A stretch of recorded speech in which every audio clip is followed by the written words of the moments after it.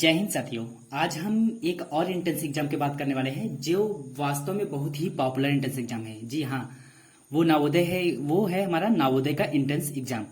Basically ये समय हमारा जो होता है, इसका टाइम पीरियड जो होता है वो 2 घंटे का होता है और इसमें अधिकतम अंक जो होते हैं हमारे वो 100 नंबर के होते हैं। और इसको कैटेगराइज किया गया है 3 सब्जेक्ट। पहला है हमारा मानसिक योग्यता परीक्षा जिसे हम लोग कहते हैं रीजनिंग, दूसरा है हमारा अंकगणित और तीसरा है भाषा परीक्षण। मानसिक योग्यता को खंड आ और खंड बा और खंड सा ऐसे में बांटा गया है। मानसिक योग्यता से हमारा 40 प्रश्न आता है 50 अंकों का, और अंकगणित से आता है हमारा 20 प्रश्न 25 अंकों का, और भाषा परीक्षण से आता है हमारा 20 प्रश्न 25 अंकों का। तो चलिए हम लोग इस पेपर को सॉल्व करते हैं अच्छे से। तो चलिए देखते हैं अपना रीजनिंग का पार्ट। आज पहला प्रश्न हम लोग स्टार्ट करते हैं। यहाँ पहला प्रश्न है क्या इसमें, ठीक है। इसमें 4 प्रश्न बांटे गए हैं, 1 से 4 प्रश्नों के लिए दिया गया है कि इन चित्रों में 3 चित्र किसी ना किसी विधि से एक समान है जबकि एक चित्र अन्य से भिन्न है। तो कहने का मतलब ये है कि इस प्रश्न में बच्चों को ये छांटना था कि 3 किसी ना किसी तरीके से समान है और एक ऑड है, मतलब जो भिन्न है उसी को हमको छांटना है।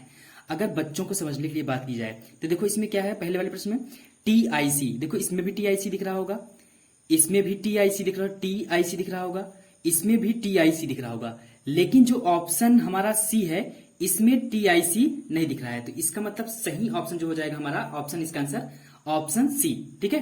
क्यों? क्योंकि इसमें I दिख ही नहीं रहा है, इसमें TEC है। उसी तरह अगर हम दूसरे प्रश्न की बात की जाए तो दूसरे प्रश्न में आप लोग देखेंगे जो हमारा स्क्वायर बना हुआ है, स्क्वायर में यहाँ पे 3 सर्कल यहाँ पे है तो 3 सर्कल यहाँ पे भी है। अगर यहाँ पे 4 मल्टीप्लाई का चिन्ह है तो यहाँ पे भी 4 मल्टीप्लाई का चिन्ह, देखो 1 2 3 4, तो 1 2 3 4। लेकिन यहां देखोगे तो यहाँ पे 4 एडिशन के चिन्ह यानी जोड़ का चिन्ह है, लेकिन यहाँ पे 4 जोड़ का चिन्ह नहीं है। पहले तो हम लोग इसको आंसर कर सकते हैं, अगर आप चाहो तो कर सकते हैं डायरेक्ट, लेकिन फिर भी आप लास्ट वाले को भी अप्लाई कर लीजिए। देखो यहाँ पे 2 वर्ग बनाए गए हैं तो यहाँ भी 2 वर्ग है, इसका मतलब हमारा सारा जो मैटर है वो फुलफिल कर रहा है। इसका मतलब जो इसका ऑप्शन C होगा ये राइट आंसर होगा। क्यों? क्योंकि यहाँ पे 4 है लेकिन यहाँ पे 4 नहीं है, ठीक है। आइए देखते हैं हम लोग तीसरा प्रश्न। तीसरा प्रश्न को ध्यान से समझिएगा क्योंकि ये क्लॉकवाइज और एंटी क्लॉकवाइज पे निर्धारित है। कैसे? अगर हम लोग इस वाले में देखें तो PQRS ये हमारा एक क्लॉकवाइज है, ठीक है। जबकि अगर अब यहां से हम लोग P से शुरू करेंगे तो देखो PQRS देख रहे हो ना, एंटी क्लॉकवाइज। देखो फिर से PQRS anti clockwise, PQRS anti clockwise. केवल हमारा यही है जो क्लॉकवाइज में चल रहा है, बाकी सब हमारे क्या है एंटी क्लॉकवाइज में। इसका मतलब ये हमारा जो होगा इसका आंसर सही हो जाएगा और ये हमारा क्या होगा डिफरेंट होगा।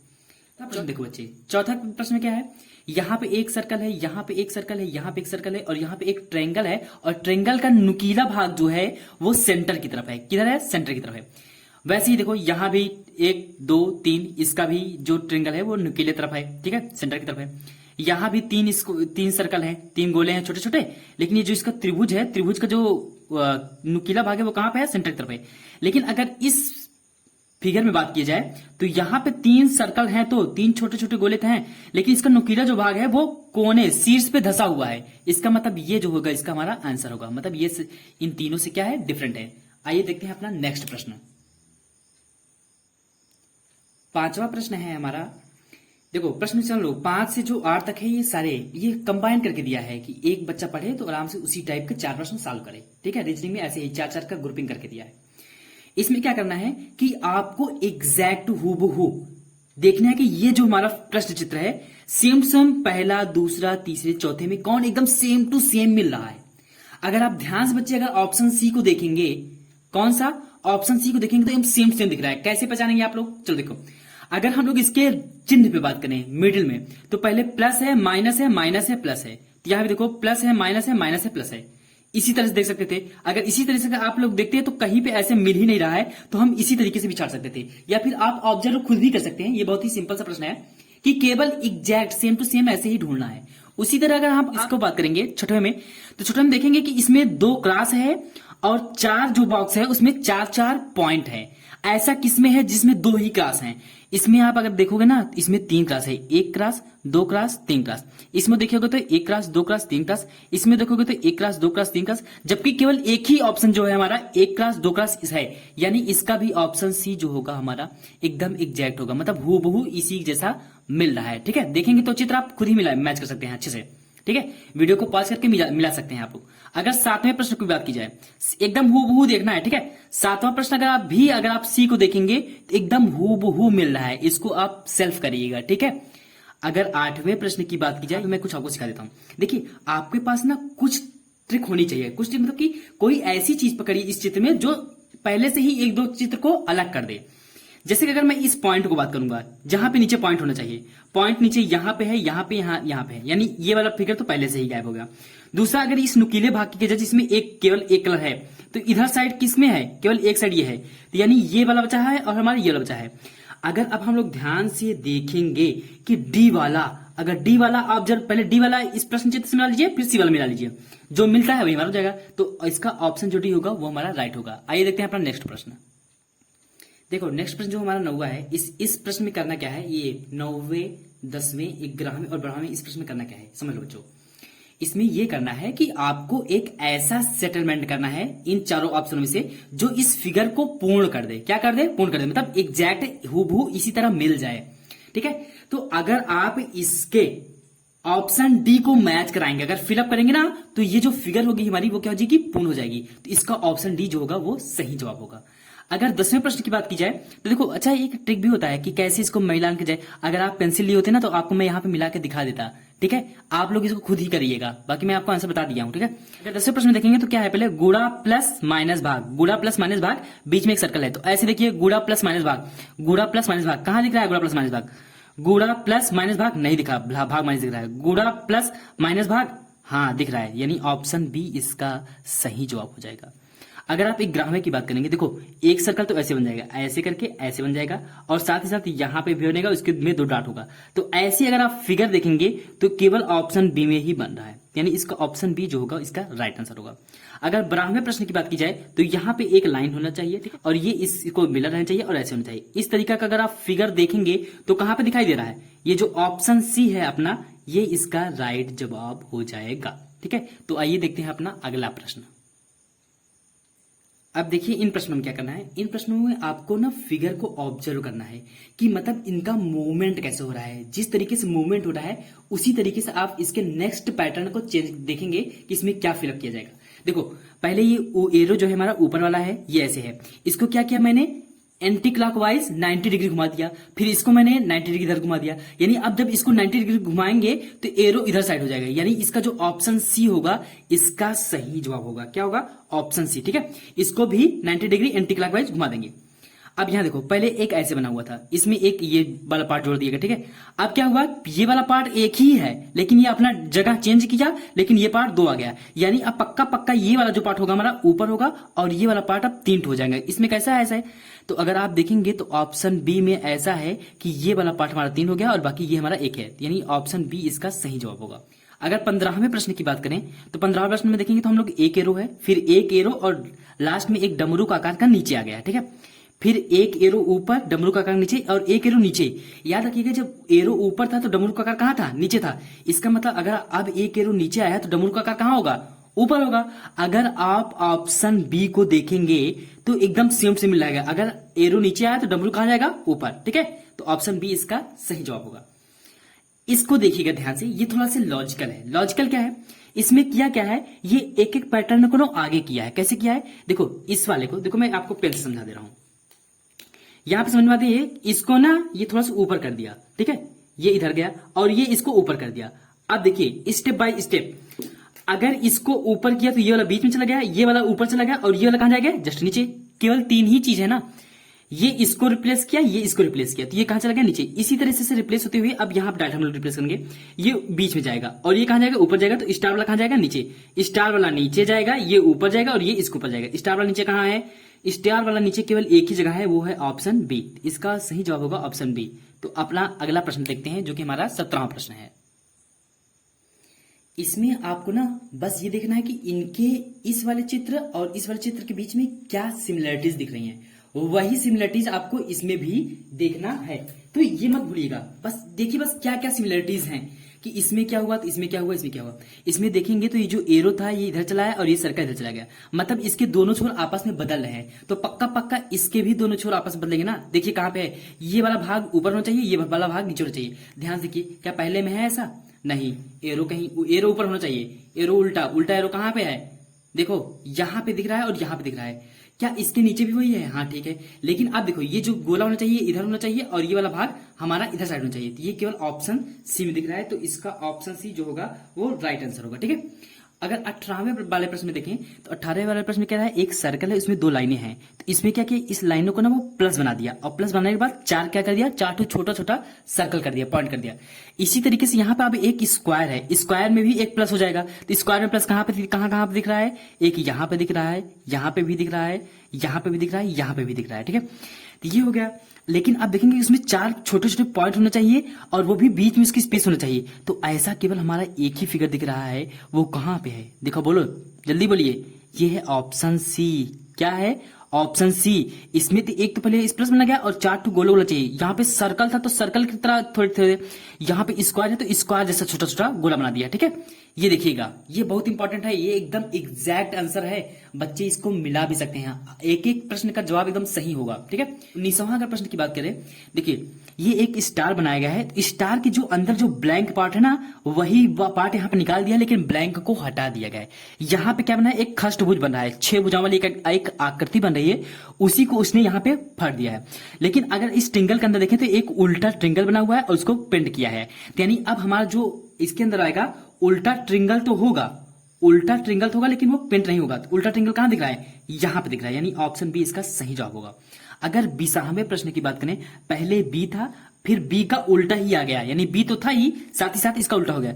इसी प्रकार अगर ई है तो ई तो रहेगा ही, साथ में उल्टा ई रहेगा, कहां पे है ऐसा ऑप्शन, ऑप्शन ए इसका सही जवाब होगा। आइए देखते हैं अपना नेक्स्ट। ये जो 4 प्रश्न आपको सामने दिख रहा है ना, 21, 22, 23, 24, ये भी चारों प्रश्न केवल इस चित्र को ऐसे इन त्रिकोण में से चूज करना है जो इसको संपूर्ण बना दे, मतलब फुलफिल कर दे।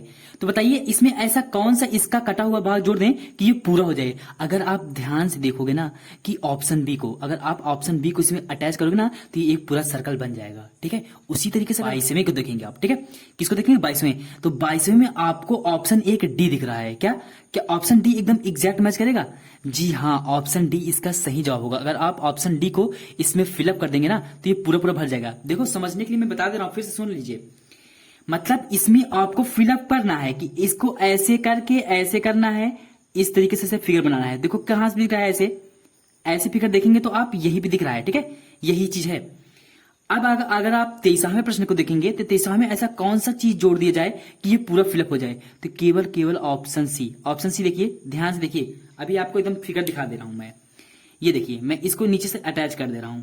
अगर आप देखेंगे तो नीचे यही वाला पार्ट जो है, यही अगर जुड़ जाएगा तो ये पूरा कंप्लीट हो जाएगा। ठीक है, अगर 24वां प्रश्न की बात की जाए, एकदम सेम देखिएगा ध्यान से। 24वां प्रश्न में अगर ऑप्शन बी को अगर भर दिया जाए ना तो ये पूरा पूरा क्या भर जाएगा, ध्यान से देखिए।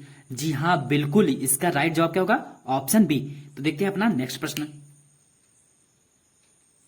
ये चारों प्रश्न हमारे मिरर से हैं, मतलब दर्पण से बच्चों। ठीक है, यहाँ पे क्या हो रखा है, क्या जैसे इस फिगर है ना हमारा, यहाँ पे एक दर्पण रखा हुआ है। अगर दर्पण रखने पे क्या होता है आप समझ लीजिए।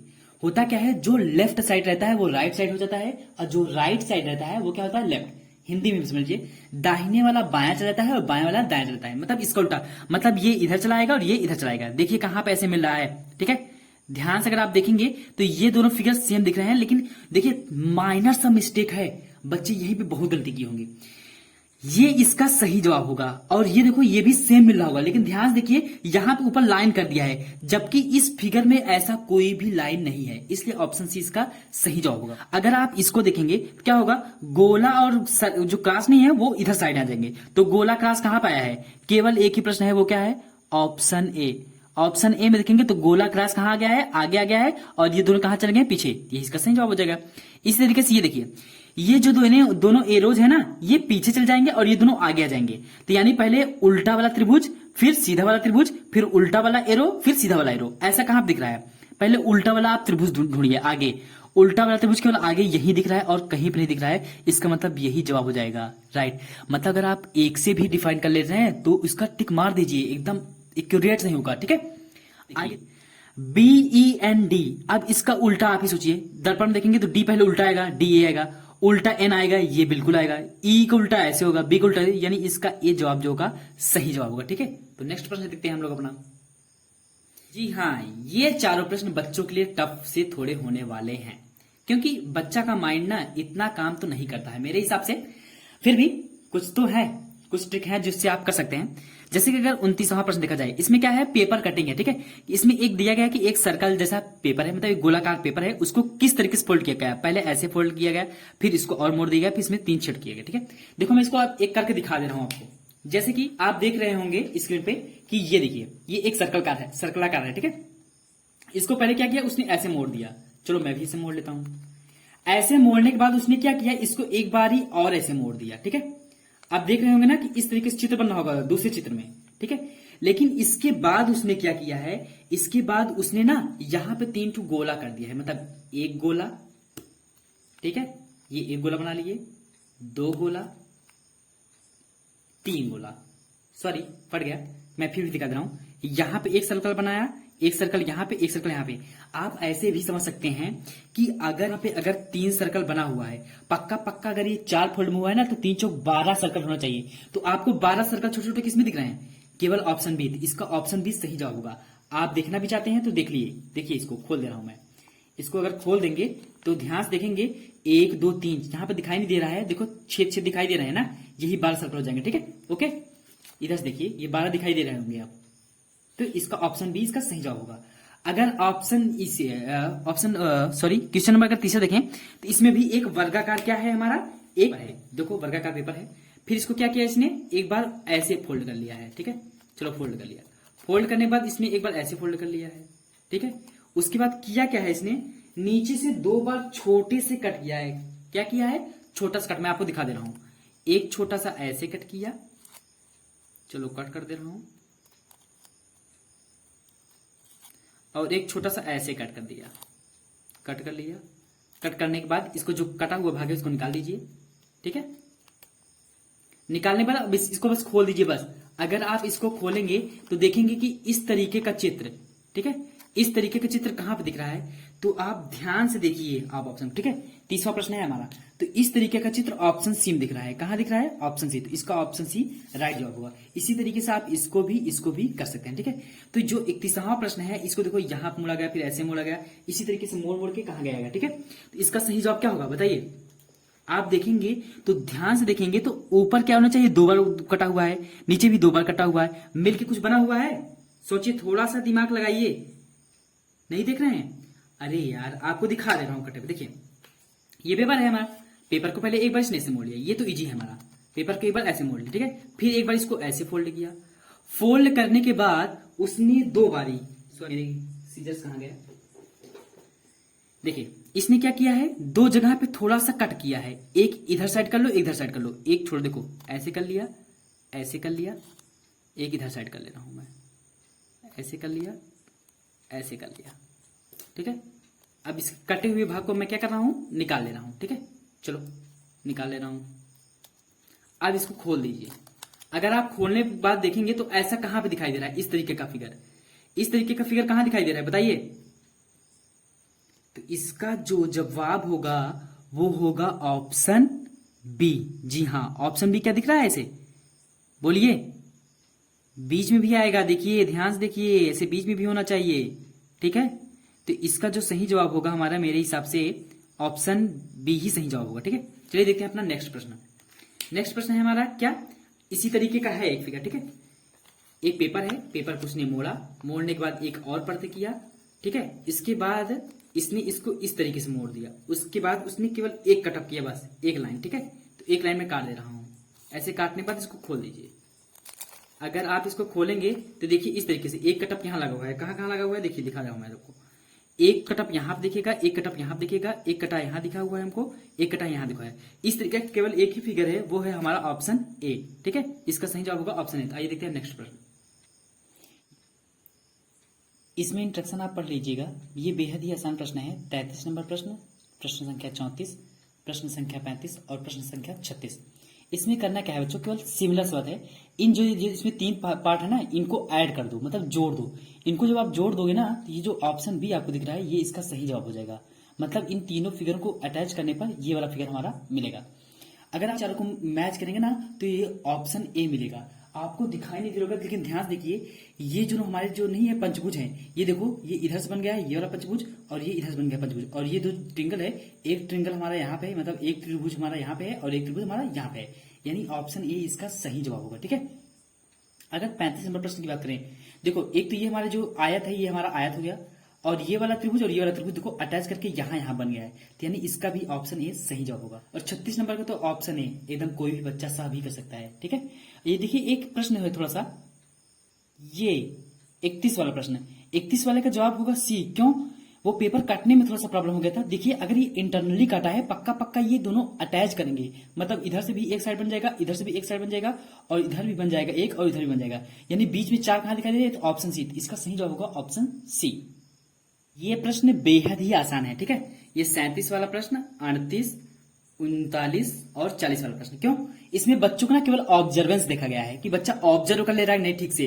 ठीक है, देखिए इस तरीके की आकृति आपको कहां पे दिखाई दे रही है, अगर ध्यान से देखेंगे तो केवल ऑप्शन ए में दिखाई दे रही है। कहां पे दिखाई दे रही है? ऑप्शन ए में। कैसे? देखिए ये वाला एक ऐसे लाइन से है, फिर एक ऐसे है, ऐसे। ठीक है, तो ये ऑप्शन ए में दिखाई दे रहा है, यानी इसका ऑप्शन ए जो होगा इसका सही जवाब होगा। ठीक है, अगर ऑप्शन क्वेश्चन नंबर 38 की बात की जाए तो इस तरीके का फिगर कहां दिखाई दे रहा है, चलो मैं आपको दिखा भी दे रहा हूं। ठीक है, ये जो फिगर दिख रहा है इस तरीके का ऐसे ऐसे करके, ये कहां दिखाई दे रहा है, तो अगर आप ध्यान से देखेंगे तो ऑप्शन बी में देखिए, यहां पे ऐसे आ रहा है, ऐसे आ रहा है, ऐसे आ रहा है, ऐसे आ रहा है, ऐसे, यानी इसका सही जवाब होगा ऑप्शन बी। ऑप्शन बी में हम इस फिगर को ढूंढ सकते हैं। उसी तरीके का अगर हम लोग 39 की बात की जाए, 39 की बात की जाए, तो ऐसे कहां पे दिख रहा है प्रश्न, तो इसका सही जवाब होगा ऑप्शन ए। कैसे? मैं दिखा दे रहा हूं, ये देखिए, ये यहां से लाइन ऐसे आई है, ऐसे आई है और ऐसे आई। ठीक है, ये देखिए ये इसी तरह मिल रहा है। उसी तरह अगर आप 40 को देखेंगे तो इसमें वी कहां दिखाई दे रहा है, तो ऑप्शन ए में ही दिखाई दे रहा है। कहां दिखाई दे रहा है, अब आपको शायद दिख रहा होगा, ये देखिए ऐसे है, ऐसे दिखाई दे रहा है ना ये। तो चलिए देखते हैं अपना नेक्स्ट पार्ट। जो नेक्स्ट पार्ट है हमारा वो क्या है, किसका है? मैथ का है। ये बहुत बेटर होगा। ठीक है, और प्लीज लाइक और शेयर सब्सक्राइब जरूर करें। ठीक है, और पूरा अपना आंसर का मिलान जरूर करिए। इसमें हमसे पूछ रखा है, पहला प्रश्न मैथ का है, मैथ का पहले प्रश्न पूछ रखा है कि वह कौन सी संख्या है जो 4, 8 और 6 तीनों संख्याओं का गुणज है। गुणज का मतलब समझ लीजिए, गुणज का मतलब यह है कि वो 4 के भी पहाड़े में आता हो, मतलब 4 से भी कट जाए पूरी पूरी तरह, 8 से भी पूरी पूरी तरह कट जाए और 6 से भी पूरी कट जाए। ठीक है, अगर आप ध्यान से बच्चे देखोगे तो जो ऑप्शन सी होगा इसका सही जवाब होगा। क्यों? मैं आपको चेक करके दिखा दे रहा हूं। इसका ऑप्शन सी क्या होगा? सही जवाब होगा। ऑप्शन सी जो है हमारा 4 से भी कट जाएगा, 8 से भी कट जाएगा और 6 से भी कट जाएगा। आप इसको नॉर्मल सा सवाल है, काट भी सकते हैं, काट के देख लीजिएगा। ठीक है, अब आइए देखिए इसके दूसरा नंबर सवाल, यानी 42 नंबर क्या है। वह बड़ी से बड़ी संख्या जो 270 तथा 426 को भाग देने पर प्रत्येक अवस्था में 6 शेषफल देती है। ठीक है, अब ये भी ऑप्शन के अकॉर्डिंग आपको लगाना है। ठीक है, अगर अब ऑप्शन से भाग देंगे तो इसका सही जवाब होगा ऑप्शन ए। ठीक है, अगर आप 12 से भाग देंगे ना, इसमें और इसमें दोनों में शेषफल 6 ही आएगा। ये बच्चे स्वयं ही कर सकते हैं, ये बहुत ही नॉर्मल सवाल है। ठीक है, जहां बताने लायक होगा मैं वहां पे खुद ही बता दूंगा। यहाँ पे 43 नंबर है 7.7, 7.07, 7.007, 77.0077 का योगफल क्या है। यहाँ पे देखो जोड़ने में बच्चे गलती क्या करते हैं वो मैं आपको दिखा देता हूँ। यहाँ पे देखिएगा प्रश्न कि किस तरीके से जोड़ते हैं। पहला है हमारा 7.7, ऐसे लिख लिया, फिर उसके बाद क्या करना है, फिर दशमलव हमेशा दशमलव को नीचे लगाओ, फिर 7 इधर तरफ है 0.7 है। ठीक है, फिर थर्ड वाला है हमारा 7.007, तीसरा नंबर है हमारा दशमलव, हमेशा दशमलव नीचे रहना चाहिए। ठीक है, चौथा नंबर हमारा क्या है 77.0077। इस तरीके से आपको ऐड करना है। जब इस तरीके से आप ऐड करेंगे तो इधर आएगा 7, 7 7 चौके 14, 14 4 हाथ से लगा 1, 7 और 1 8, 7 7 7 14, 7 चौक 28 का 8 हाथ से लगा 2, 7 2 9, यानी 9878.7847। इसका केवल एक ही ऑप्शन दिख रहा है, वो है हमारा ऑप्शन बी। ठीक है, इसका ऑप्शन बी जो है वो सही जवाब है। चौथे प्रश्न में क्या है, अगर आप चौथे प्रश्न को देखेंगे तो इसमें क्या है 3.003 मल्टीप्लाई 15, फिर 0.00123 प्लस 5.00257 को क्या करना है, सरल करना है, और वो भी लगभग में बताना है। अगर आप इसको देखो पहले क्या करिएगा, थोड़ा सा एक रूल है बस, पहले आप मल्टीप्लाई कर लीजिएगा। ठीक है, मल्टीप्लाई कर लीजिएगा, उसके बाद सबको जोड़ लीजिएगा। जोड़ेंगे ना तो लगभग 50 दशमलव कुछ आएगा। क्या 50 दशमलव कुछ, लेकिन यहाँ पे एक वर्ड याद रखने का, यहाँ पे लगभग लिखा है। अगर 50 दशमलव कुछ आगे एक्स्ट्रा हो जाता है तो यानी हम लोग उसके आगे वाले प्रश्न को लेंगे, ठीक है। देखिए लगभग का मतलब क्या होता है, जैसे 50.22 आ गया, इसका मतलब उसको हम लोग 51 लिखेंगे, लगभग में कितना लिखेंगे 51, यानी इसका सही जवाब होगा जो हमारा 51 होगा। आप देखिए ये समझाने वाली बात है, थोड़ा सा गैप देखना इसमें। 45 नंबर सवाल में क्या है कि एक रेलगाड़ी दिल्ली से 8:15 AM पे, ठीक है, सुबह 8:15 पर चलती है तथा अजमेर जो है वो 2:30 दोपहर को पहुंचती है। तो रेलगाड़ी द्वारा ली गई दिल्ली से अजमेर पहुंचने में लगा समय क्या है। देखो 8 बजे से चली है, 8:15 से चली हुई है और कितने पहुंची है 2:30 पे। तो 8 से पहले 9 पे चली होगी, फिर 9 से 10 पे चली होगी, 10 से 11 चली होगी, 11 से 12 पे चली होगी, 12 से 1 पे चली होगी, 1 से 2 पे चली होगी, ठीक है, और यही 2:30 तक पहुंची होगी। तो यहां से अगर आप देखेंगे तो 1 घंटे, 2 घंटे, 3 घंटे, 4 घंटे, 5 घंटे, 6 घंटे, 6 घंटे, और ये 15 जो ये 15 मिनट था और इधर ये 30 था, मतलब कितने गैपिंग है 15 का, ठीक है। तो यानी 6 घंटे और 15 मिनट जो होगा इसका सही जवाब होगा, ठीक है। ध्यान से काउंट करिएगा, ठीक है। इसका ऑप्शन बी जो होगा वो हमारा सही जवाब होगा। 46 नंबर प्रश्न है हमारा कि एक मैच है, ठीक है।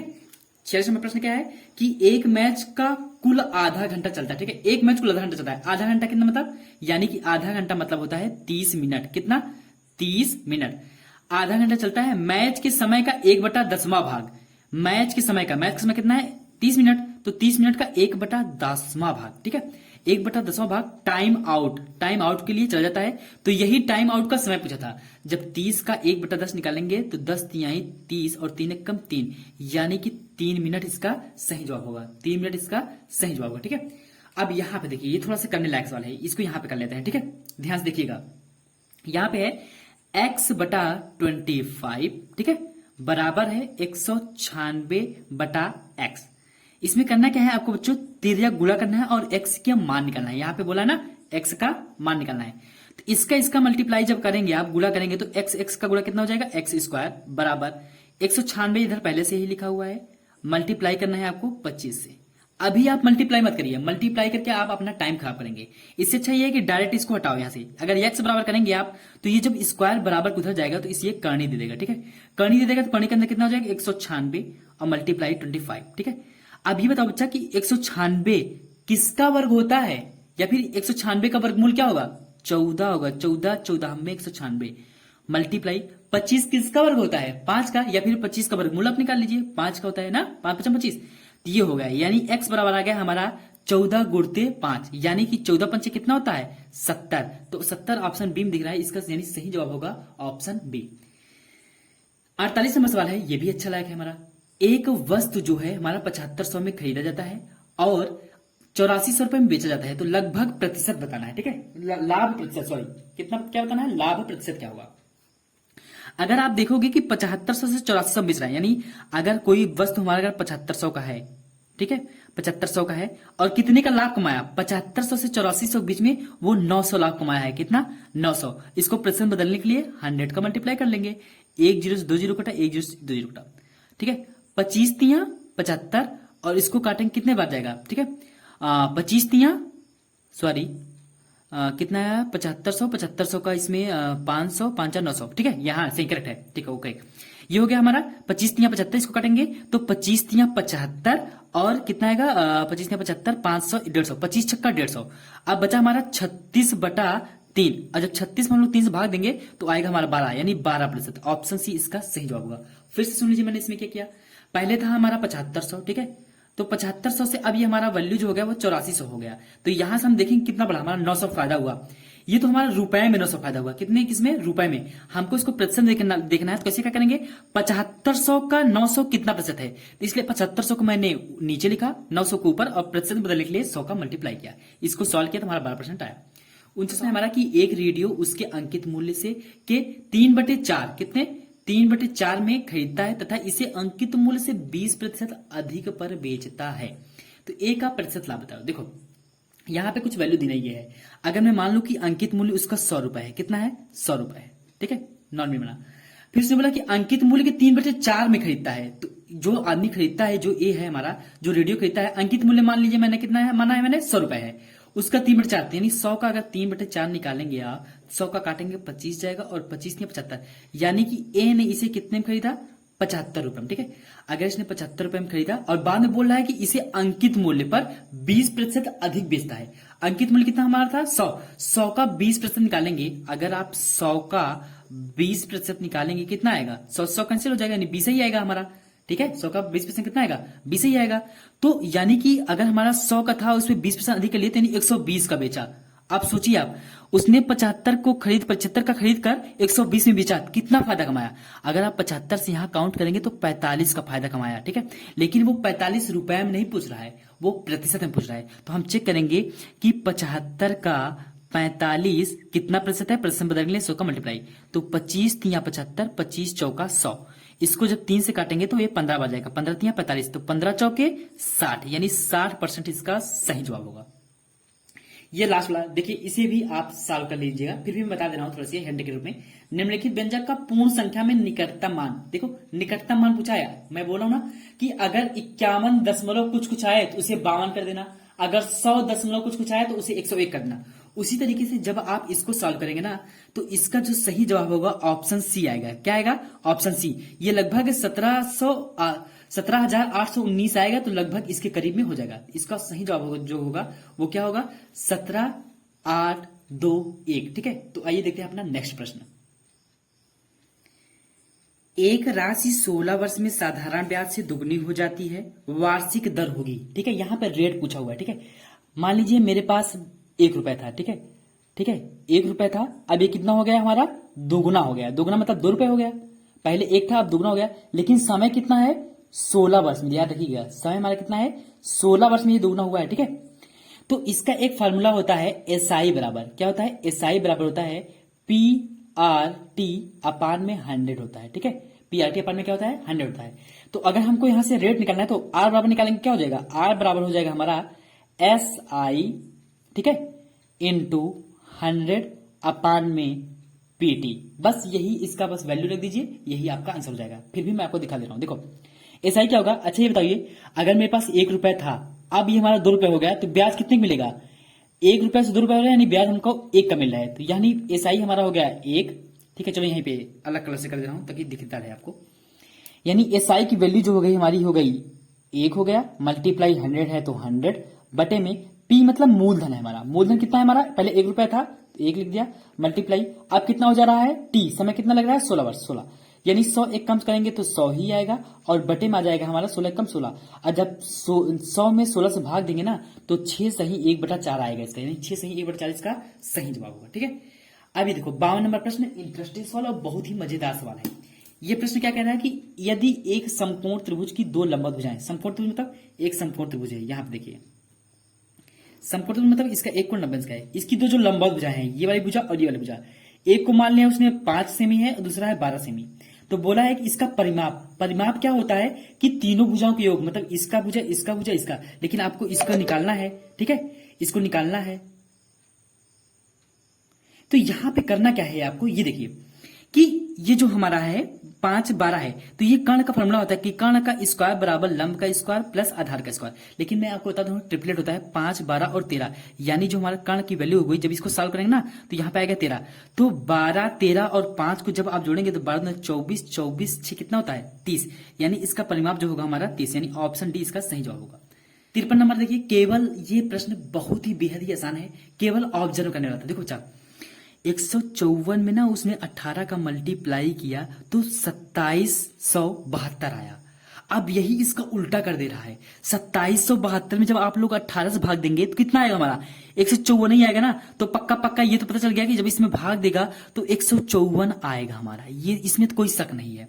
अब हम दशमलव वाला देखेंगे, यहां पे ऊपर जो है हमारा 2 अंक के बाद दशमलव है, और भाग देने वाली संख्या में हमारा 1 अंक में दशमलव है, यानी इसके 1 अंक के दशमलव को रिप्लेस कर देगा, काट देगा। यहां पे ऊपर 2 अंक के बाद दशमलव है, नीचे 1 अंक के बाद दशमलव है, यानी जब हम लोग 2772 में भाग देंगे तो 1 अंक के बाद दशमलव कट जाएगा, यानी दशमलव कितने अंक में लगेगा, 1 अंक पे लगेगा। जब 1 अंक के बाद आप दशमलव लगाएंगे तो ऑप्शन बी आपका मैच कर रहा है, यानी 15.40 का सही जवाब हो जाएगा।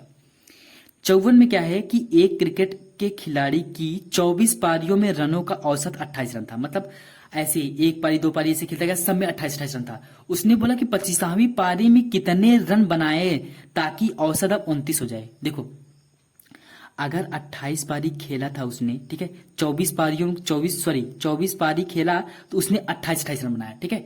अब उसे अब बढ़ के कितना हो जा रहा है, अब जो हमारा वो औसत हो जा रहा है वो 29 हो जा रहा है, यानी पक्का पक्का हमारा एक तो बढ़ा होगा, ठीक है। यानी इसमें एक पारी में हमको 29 बनाना होगा। 29वें जो 25वीं पारी है 29 के साथ साथ अब सबको एक एक बढ़ा दे रहा है, यानी 28 ये भी बढ़ जाएगा हमारा। कितने 24 पारी है ना, 24 में से एक एक और बढ़ जाएगा, तो यानी 24 और जोड़ दो, कितना हो जाएगा 9 4 13 का 3 हाथ से लगा 1 2 2 4 1 5 यानी 53। इसका ऑप्शन डी जो होगा हमारा सही जवाब होगा 53, ठीक है। 55 नंबर सवाल हमारा ये है कि एक विद्यालय में 3/5 बच्चे लड़के हैं तथा लड़कियों की संख्या 800 है, तो लड़कों की संख्या क्या है। देखो ये बहुत ही आसान से करने का तरीका है, थोड़ा कलर सा मिसमैच कर लें। देखो जब भी इस तरीके का सवाल देना बच्चा कि 3/5 बच्चे लड़के हैं, बॉय हैं, क्या हैं, लड़के हैं, तो याद रखिए कि इस नीचे वाले को आप टोटल समझिएगा। क्या टोटल मतलब 5 कुल है, इसमें से 3 क्या है हमारे बॉय हैं। अच्छा बताइए अगर 5 लड़की लड़का मिला के दोनों है, लड़की और लड़का को मिला के 5 हैं, जिसमें से 3 अगर लड़के हैं 3 बॉय यानी लड़के हैं, तो बताओ बचे हुए 2 कितने होंगे, 2 लड़कियां होंगी, ठीक है ना, 2 लड़कियां होंगी नहीं, हाँ ठीक है, ठीक है। लड़के हैं तथा लड़कियों की संख्या, अब देखो यार 2 लड़कियां होंगी, 2 लड़की होंगी, लेकिन लड़कियों की संख्या 2 नहीं दिया है, कितना दिया है 8 दिया है, तो 2 बराबर 800 दिया है, तो 1 बराबर कितना होगा, मतलब 2 से भाग 2 400 आ जाएगा। अब पूछा लड़कों की संख्या क्या है, यहाँ पे लड़कों की संख्या 3 है, तो 4 तिहाई 1200, 400 का जब 3 में मल्टीप्लाई करेंगे तो 1200, यानी ऑप्शन सी इसका सही जवाब होगा, ठीक है। अब देखिए नंबर प्रश्न सवाल देखने हैं, ठीक है बच्चों।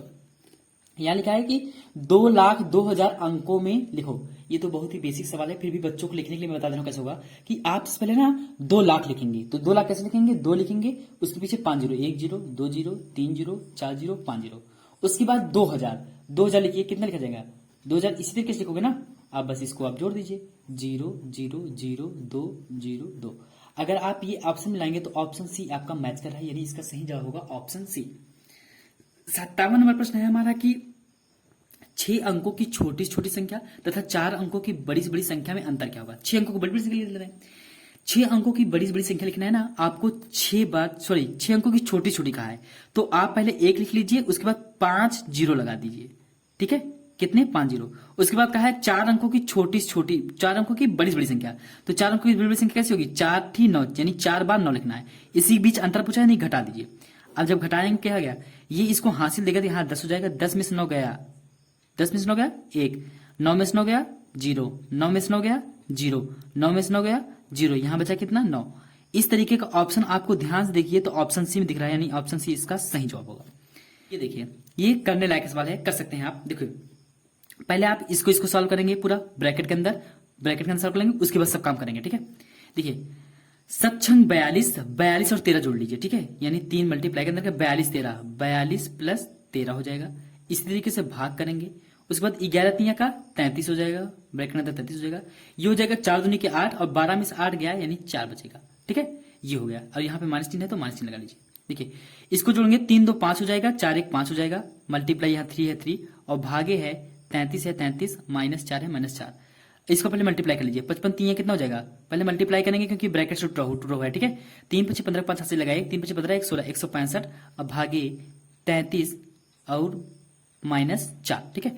जब इसको भाग देंगे कितनी बच जाएगा बोलिए, इसको भाग देंगे 33, 11 तिया का 33, 11 एकम 11, 11 पचे 55, 3 पचे 15, यानी आ गया 5 -4, और जब 5 में से 4 जाएगा हमारा 1, यानी ऑप्शन बी इसका सही जवाब होगा। अब ये देखो ये केवल थोड़ा सा समझने वाला बात था कि प्रथम 4 अभाज्य संख्याओं का योगफल क्या है। यहाँ पे अगर आप प्रथम 4 अभाज्य संख्याएं भी लिख लेते हैं ना बच्चे, तब भी समझ लो उनके माइंड में आ जाएगा।